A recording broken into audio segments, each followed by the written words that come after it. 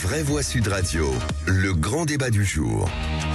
Et environ une centaine de civils et militaires israéliens sont donc actuellement détenus en otage par les commandants du Hamas dans la bande de Gaza. Lundi soir, le groupe classé comme organisation terroriste a menacé d'exécuter ses otages pour riposter aux récentes attaques aériennes israéliennes sur Gaza. L'État hébreu hésite aujourd'hui désormais à lancer une invasion terrestre qui risque de faire encore plus de victimes côté israélien. Philippe.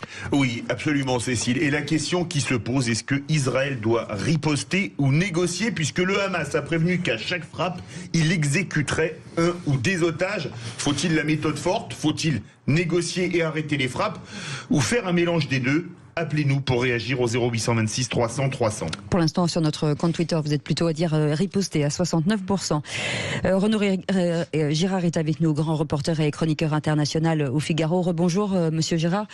Philippe Bilger, c'est un dilemme terrible. Alors, pardon, je ne discute pas la question de Sud Radio, mais l'alternative pour Israël n'est pas entre riposter ou négocier. C'est riposter de toute manière. Et les derniers éléments me permettent, sous forme de question, bien sûr, de dire que Israël ne discutera absolument pas l'obligation d'une intervention terrestre parce qu'elle considère que ça ne mettra pas en péril les otages d'un côté, mais par ailleurs, il continue à attacher le plus grand prix à la sauvegarde des otages, même si en leur sein, certains discutent la faiblesse compte tenu de Shalit à l'époque, qui a persuadé Hamas que finalement prendre des otages pouvait être très terriblement efficace. Olivier d'Artigol. Oui, c'est une question bien sûr complexe et douloureuse.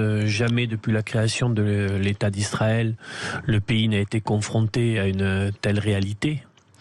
Le Hamas, qui a fait preuve ô combien de barbarie, est aussi un groupe qui fait preuve de lâcheté.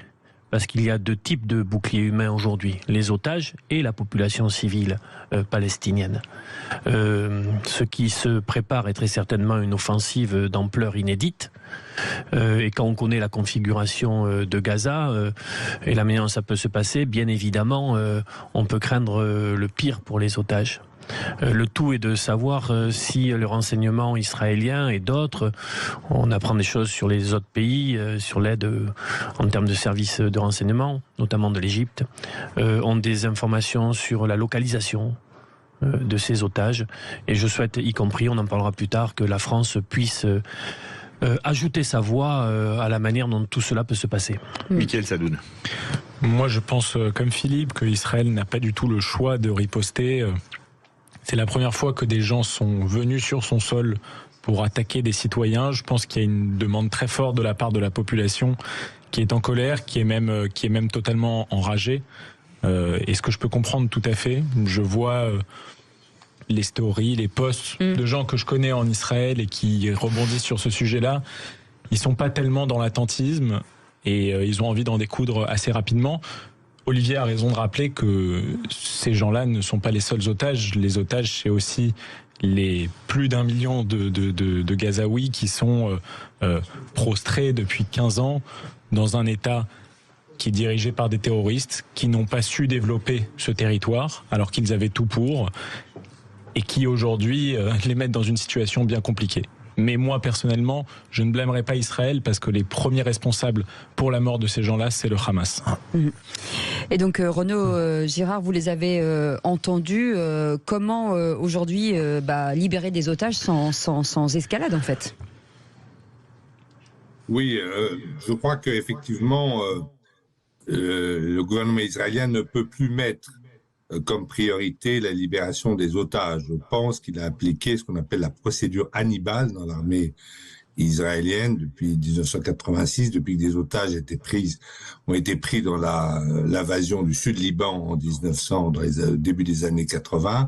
C'est-à-dire que on fait tout pour tuer les preneurs d'otages, on concentre tout l'effort militaire pour abattre l'ennemi, sans considération pour la vie des otages. Disons que la vie des otages passe après la réussite d'une opération militaire pour annihiler l'ennemi. Je pense que ça va être la procédure qui va être appliquée à Gaza.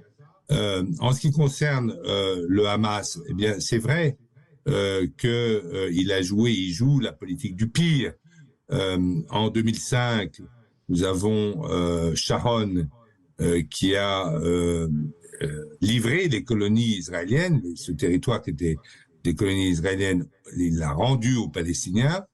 Ils auraient pu s'en servir, ils auraient pu, à l'époque, effectivement, jouer peut-être la résistance civile à la Gandhi, si vous voulez, la lutte non violente, qui aurait été, à mon avis, beaucoup plus efficace.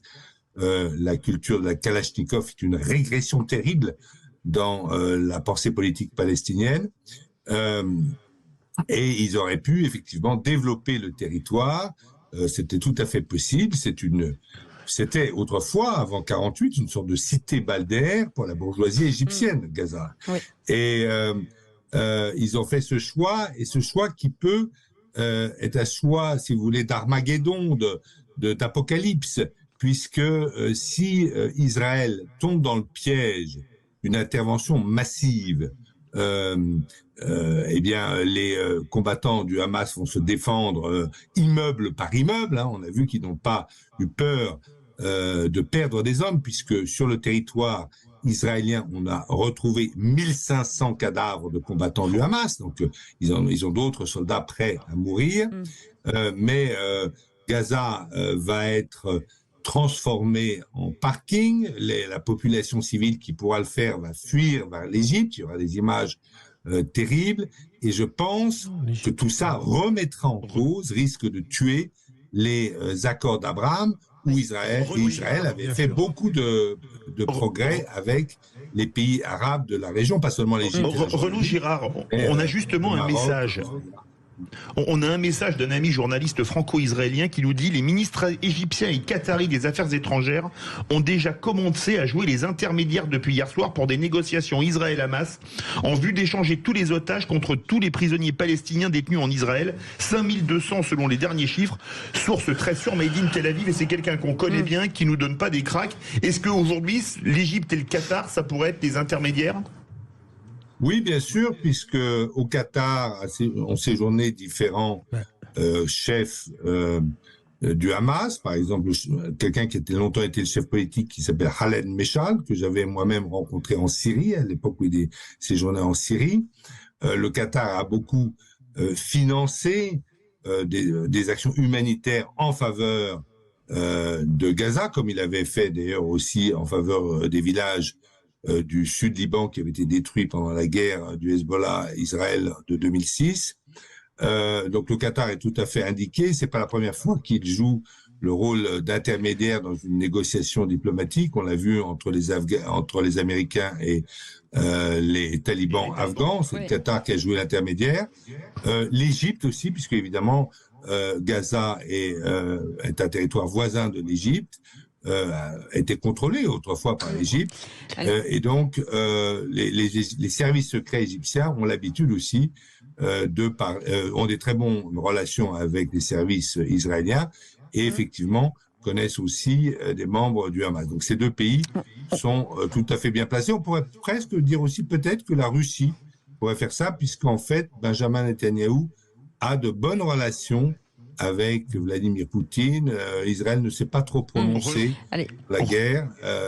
Russie, Ukraine, on a beaucoup de réactions. Et on va faire réagir nos vraies voix et au téléphone. Alors très rapidement, et c'est une question, mes chers amis, c'est d'abord, est-ce que tout ça ne risque pas d'être compliqué à cause de la situation de Netanyahou qui va devenir de plus en plus précaire sur le plan politique.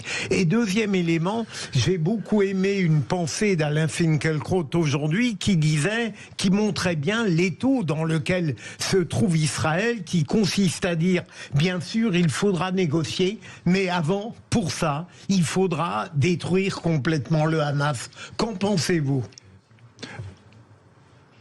Moi, je pense que ça va s'il vous plaît. C'est pas forcément facile de détruire complètement le Hamas. En 2006, le gouvernement israélien avait promis de détruire complètement le Hezbollah. Et moi-même, je suis allé avec l'armée israélienne, une brigade des Golani, au sud Liban, pour tenter d'exterminer, moi je ne combattais pas évidemment, j'étais journaliste, j'avais un crayon, un papier, mais les autres pour exterminer le Hezbollah. Eh bien ça n'a pas marché. Le Hezbollah a été encore plus renforcé. Alors la situation est différente avec le Hamas, parce que le territoire de Gaza est beaucoup plus petit que le territoire du Liban. Il n'y a pas de profondeur stratégique pour les combattants du Hamas. Donc on va peut-être arriver à ratisser tout, mais ça laissera une ville de Gaza complètement en ruine.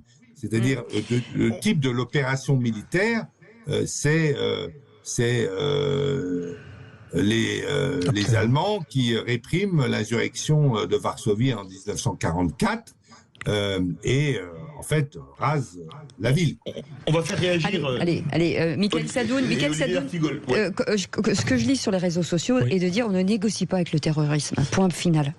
Oui, bien sûr. Malheureusement, des nécessités vont s'imposer à eux. J'ai aussi entendu la rumeur d'une interposition du Qatar pour mener des négociations et libérer les otages. Ouais. Mais personnellement, je pense que la situation politique intérieure d'Israël commande à Netanyahou d'agir efficacement et brutalement, même s'il y a maintenant une alliance avec Benny Gantz qui visiblement s'est faite juste avant que je vienne là en studio, c'est fait cet après-midi. Moi, je voulais poser une question à Renaud Girard, dont j'ai apprécié l'intervention. 0826 300 Juste avant, et après on vous relaisse la main. Simplement, l'Iran a démenti être mêlé à cette attaque. Est-ce que vous croyez à cette affirmation? Parce que ça me semble assez difficile pour le Hamas d'avoir pénétré dans le territoire d'Israël et d'avoir déjoué les systèmes sécuritaires sans l'aide de l'Iran et notamment de ses services cybernétiques. Alors, il est tout à fait certain que l'Iran a beaucoup entraîné les combattants du Hamas, notamment au maniement des drones. Certains entraînements ont eu lieu d'ailleurs au Liban, au sud du Liban, et ont fourni des armes. Le soutien politique et militaire de l'Iran au Hamas est public. En revanche, que ce soit le gouvernement iranien, ou même le guide suprême iranien, qui ait pris la décision d'une attaque, je ne le crois pas, parce que le projet devait rester extrêmement secret. Alors c'est possible que, vous savez, il y a plusieurs gouvernements iraniens en fait. Vous avez le président, puis vous avez la brigade Al-Quds qui dépend en fait des passes d'Aran et uniquement du guide suprême. Donc vous pouvez avoir des initiatives de ce type. Mais je ne vois pas une initiative politique iranienne, une volonté iranienne, parce qu'on ne voit pas du tout ce que gagnerait l'Iran dans cette affaire, dans la mesure où l'Iran cherche à se réconcilier avec l'Arabie Saoudite, et dans la mesure où l'Iran a fait des petits pas récents et avec des compensations vers les États-Unis. Donc, Girard, on part 0826 300 300. Oui, c'est Frédéric qui est avec nous, qui nous appelle d'Arcachon. Bonsoir Frédéric. Bonsoir Frédéric. Bonsoir, merci de me prendre à l'antenne. Écoutez, moi je vais être certainement très raide, mais on discute pas, on ne peut pas discuter avec ces gens-là. Quand on voit la barbarie qu'ils ont pu déployer, enfin, non, on peut pas. Il faut les neutraliser jusqu'au dernier. Israël ne peut pas. On n'en sortira pas. Quand on est capable d'une telle barbarie, qu'on ne parle pas de, ça dépasse l'entendement, si vous voulez. Et moi, je dis qu'on va même plus loin. C'est un des prémices. On est dans un affrontement de culture. Bon, ça va même plus loin que tout ça. Et quand je vois je dirais la tiédeur, mais qui est même plus une tiédeur du gouvernement français, et puis de ce cher pape qu'on n'entend pas. Moi, je trouve ça assez grave et lamentable, parce que franchement, mais Israël ne peut pas discuter. Ils discuteront avec ce qu'il en reste, c'est-à-dire. Restez avec nous, Frédéric. Olivier d'Artigol, on voit la radicalité finalement des prises de position sur nos réseaux sociaux. Le pape est intervenu sur la question des otages. Il y a eu au cours des 20 dernières années 5 guerres. 5 interventions militaires dans la bande de Gaza. Ce processus a malheureusement renforcé le Hamas.